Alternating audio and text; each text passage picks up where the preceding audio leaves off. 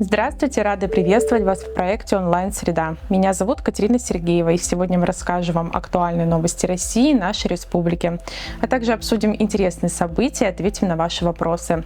Оставайтесь с нами, будет интересно.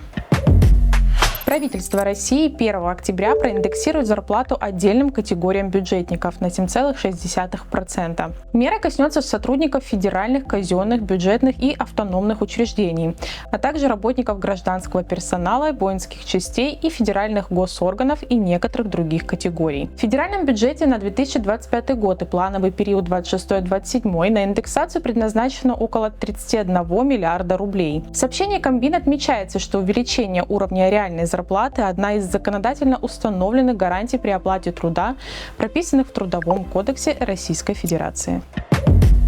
В России скоро могут ввести дифференцированную ставку по семейной ипотеке. Дифференцированная процентная ставка по ипотеке в зависимости от уровня средней зарплаты в регионе может появиться в России в ближайшее время. Данный вопрос находится на обсуждении в правительстве. Об этом сообщил председатель Государственной Думы Вячеслав Володин. Он подчеркнул, что ставка по ипотеке одинаковая как в Москве, так и в регионах с более низким уровнем доходов. Когда речь идет об ипотеке, у нас процентная ставка одинакова и в Москве, и в Саратове, а в Москве зарплата в 2,5 раза больше, чем в Саратове. А ставка по ипотеке одинаковая. Президент нас поддержал. Сейчас правительство обсуждает данный вопрос. Ранее Госдума рекомендовала профильным министерствам проработать вопрос введения дифференцированной ставки семейной ипотеки в зависимости от региона проживания и количества детей. Кабмин рассматривает эту идею, сообщает вице-премьер России Марат Хасулин. Владимир Путин сказал о планах по прокладке и обновлению железнодорожных маршрутов в Коми. Железнодорожный транспорт в России развивается. Запускаются масштабные проекты по его расширению, в том числе в арктических регионах, что позволит укрепить статус России как важнейшего логистического звена в Евразии, заявил президент России Владимир Путин. Глава государства выразил уверенность, что проекты по расширению железнодорожного транспорта будут востребованы у россиян и растущей экономики страны. Проект позволяет укрепить статус России как важнейшего логистического звена всего Евразийского континента, создать новые возможности для глобально конкурентоспособных маршрутов, включая трансарктический транспортный коридор, подчеркнул президент. Также Владимир Путин отметил, что железные дороги – это высокотехнологичный комплекс, который активно внедряет инновации и цифровые решения, повышает скорость, качество и удобство обслуживания пассажиров и перевозки грузов. Кроме того, глава государства указал на то, что отрасль предъявляет стабильно высокий спрос на продукцию отечественного машиностроения, промышленности, строительной индустрии. Подросткам закрыли возможность открывать счета в банке без родителей. С 1 августа вводятся новые нормы, регулирующие процедуру открытия банковских счетов для подростков 14-18 лет. Соответствующие изменения в Гражданском кодексе вступили в силу. Теперь банки не смогут открывать счета и выдавать банковские карты подросткам 14-18 лет без согласия родителей или опекунов. Этот закон должен защитить подростков от противоправных действий с использованием банковских карт, которые мошенники, в том числе дроперы, могут использовать для обналичивания средств, полагали депутаты, когда принимали данный закон. На сегодняшний день подростки от 14 лет могут самостоятельно получить банковскую карту, отмечал спикер Госдумы Вячеслав Володин. Он отметил, что процент выдачи банковских карт несовершеннолетним ежегодно растет на 20-25%. По его словам, принятие закона позволит защитить подростков от мошенников, которые вовлекают их в противоправную деятельность. Несовершеннолетний в таком случае все равно попадает под уголовную ответственность. В феврале этого года зампред Центробанка Ольга Полякова заявила, что дропером становится около 80 тысяч человек в месяц. По ее словам, дроперы в основном молодежь и несовершеннолетние. Мошенники привлекают людей обещаниями легкого заработка. По мнению Ольги Поляковой, это делает несовершеннолетних особо уязвимыми. Также в России приняли федеральный закон об уголовной ответственности для дроперов. Уголовная ответственность вводится за кибермошенничество, связанное с обезналичиванием денежных средств, а также полученных обменным путем. Сюда входит приобретение чужих карт или получение доступа к чужому счету, их дальнейшая передача, обналичивание денег с чужой карты. За осуществление этих операций предусматривается наказание в виде лишения свободы на срок до 6 лет и штрафа. Клиенту банка, который передал свой счет мошенникам, также грозит наказание в виде лишения свободы до 3 лет. Россияне смогут отказаться от спам-рассылок с 1 августа. С начала августа в России вступает в силу закон, позволяющий гражданам отписаться от навязчивых массовых сообщений. Сделать это можно будет через личный кабинет у оператора связи или в мобильном приложении. Об этом сообщил депутат Госдумы Антон Немкин. Также Антон Немкин отметил, что массовые рассылки нередко используются мошенниками. Под видом рекламы людям рассылают фальшивые компенсации, поддельные услуги и ссылки на вредоносные сайты. Новый закон, по его словам, поможет сократить подобные схемы. Парламентарий добавил, что следующий шаг – это запрет на массовые обзвоны без согласия абонента, который вступит в силу с сентября. А до конца года на портале госуслуг появится сервис для жалоб на нарушения. Операторы будут обязаны прекращать рассылки по первому заявлению пользователя. Ранее в России уже были приняты меры по защите граждан от цифрового мошенничества. С начала 2024 года действует запрет на использование мессенджеров для служебных коммуникаций и блокировку СМС с кодами от госуслуг. В 2024 году также был одобрен закон, ограничивающий несанкционированное списание средств при оплате онлайн-подписок. С сентября 2025 года россияне смогут блокировать нежелательные рекламные звонки и СМС через операторов связи. В августе вступит в силу ГОСТ, классифицирующий игрушки по различным признакам. В частности, по возрастной группе, по материалам изготовления, по назначению, способу функционирования и так далее. ГОСТ содержит перечень потенциальных опасностей от использования той или иной игрушки. Как сообщила в одной из крупных сетей детских магазинов, новый ГОСТ, возможно, потребует дополнительных инвестиций в производство и сертификацию, однако в перспективе он укрепит доверие к брендам. Также заработает ГОСТ для школьных рюкзаков. В документе оговаривается вес, допустимые размеры, материал, цвета и другие параметры. Особое внимание уделено требованиям безопасности. Пока ГОСТ будет носить рекомендательный характер.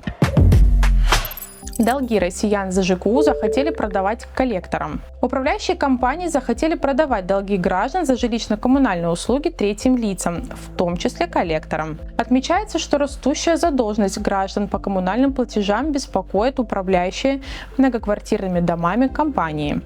Через передачу долга они хотят снизить кассовые разрывы и повысить количество денег на качественное обслуживание домов. Предлагается внести поправки в пункт 18 статьи 155 Жилищного кодекса России. В настоящее время пункт запрещает управляющим компаниям уступать право требования по возврату просроченной задолженности граждан за ЖКУ третьим лицам. Инициатор поправок, председатель Совета Ассоциации компаний, обслуживающих недвижимость Лена Ткаченко, попросила снять этот запрет.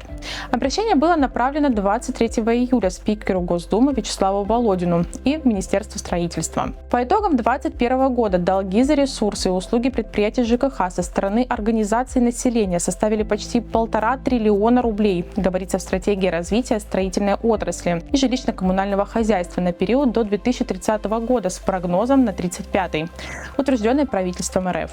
Общая задолженность населения за ЖКУ в первом квартале 2023 года составляла почти 900 миллиардов рублей. Эксперты усмотрели риски для россиян в случае принятия поправок.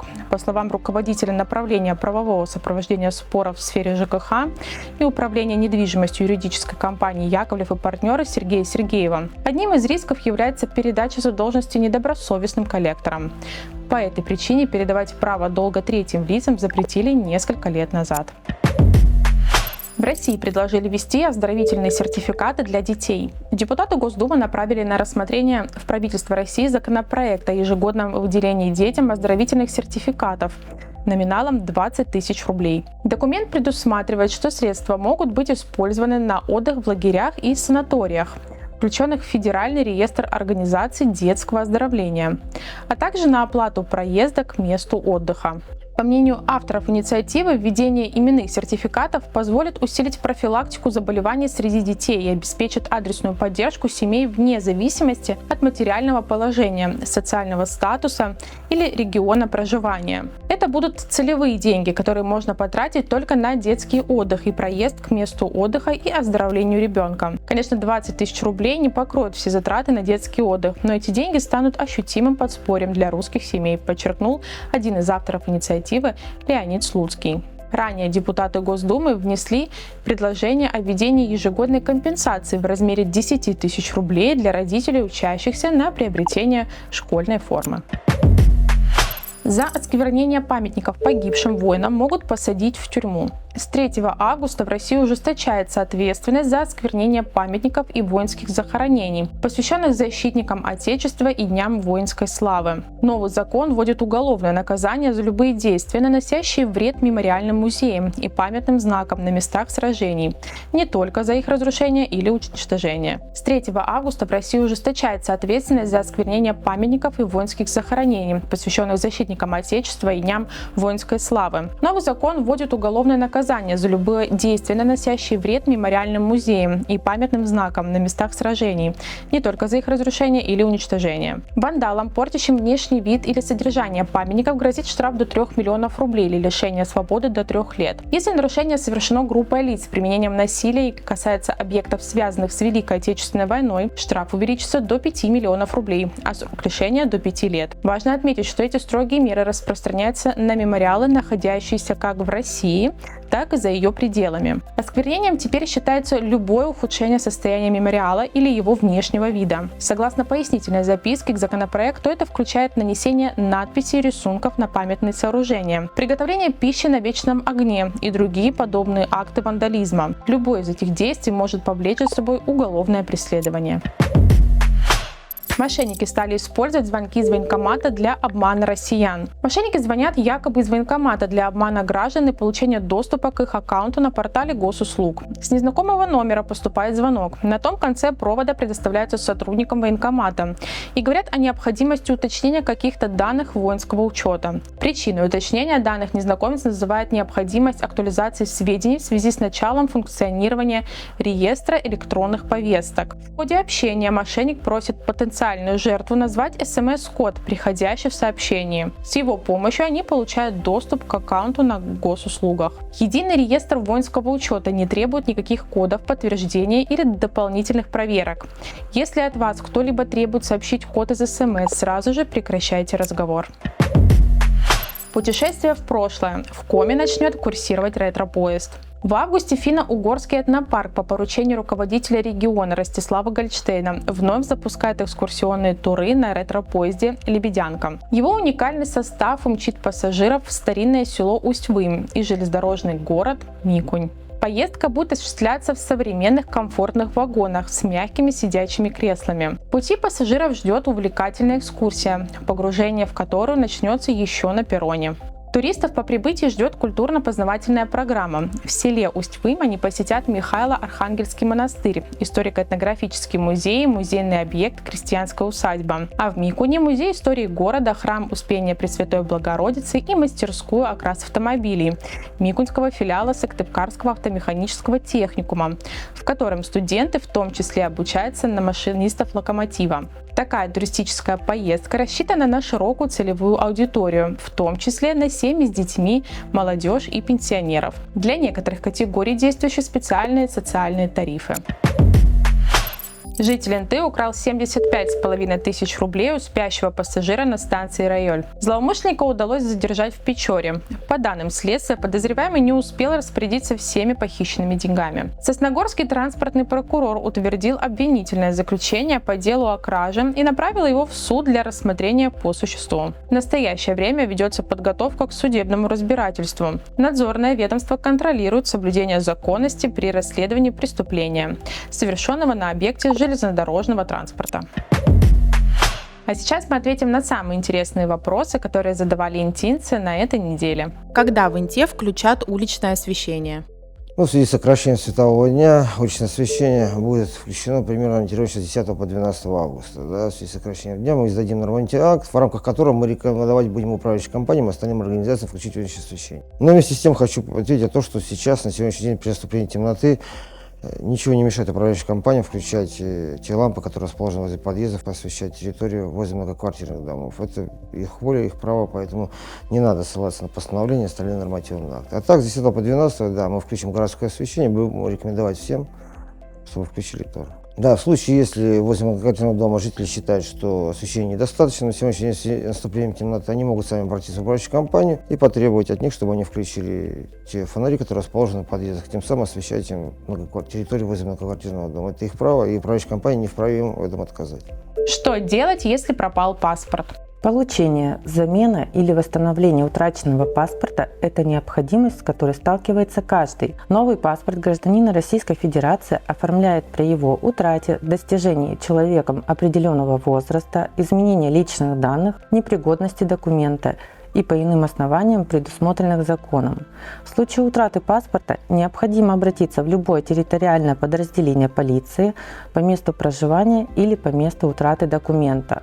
Важно оформить заявление как можно раньше, подробно описать произошедшее, указать реквизиты документа и место, где его потеряли. Заявление примут и выдадут талон уведомления. После обращения подразделения по вопросам миграции документ будет считаться недействительным.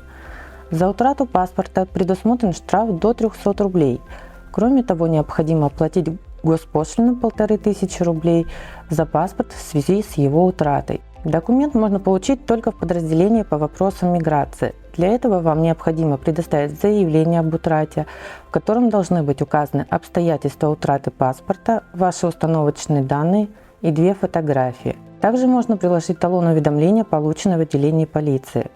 Срок оформления паспорта гражданина Российской Федерации составляет 5 рабочих дней. На время изготовления паспорта вы можете получить временное удостоверение личности гражданина Российской Федерации. Для этого понадобится дополнительная фотография. Как узнать, в каком негосударственном фонде хранится накопительная пенсия? Для того, чтобы узнать, в каком именно негосударственном фонде хранится накопительная пенсия, гражданину необходимо сформировать выписку о состоянии индивидуального лицевого счета в личном кабинете на портале госуслуг. В выписке будет указано наименование негосударственного пенсионного фонда и сведения о сумме средств пенсионных накоплений. Также можно обратиться лично в клиентскую службу социального фонда или в МФЦ. Заявление о назначении накопительной пенсии может быть подано гражданином к тому страховщику, у которого застрахованное лицо формирует пенсионные накопления на день обращения за назначением выплаты.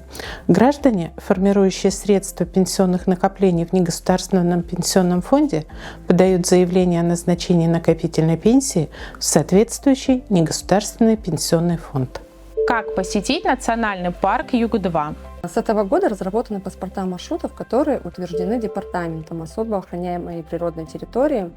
И турист может ходить только по этому маршруту. На территории Интинского филиала открыты для туристов новые маршруты. Это озеро Группе-Пиндитым, Каменная Баба, гроты Балбанью, гора Народная, сплав по рекам Кажим и Балбанью, скала Бегемот, прогулка по Тавроте. Также Интинский филиал может предоставить вам платные услуги, пешеходные прогулки по экологическим тропам. Экологические тропы – это те же самые маршруты, которые я перечисляла прежде. Также предоставляется место отдыха и укрытия от непогоды. Это турприюты «Переправа» и «Санавож». Там вы можете воспользоваться посудой, постельным бельем, баней, матрасы, подушки, спальные мешки. За разрешением вы можете обратиться в Национальный парк Юг-2 Интинского филиала, который находится по адресу Мира 3. Также вы можете обратиться в город Уктыл.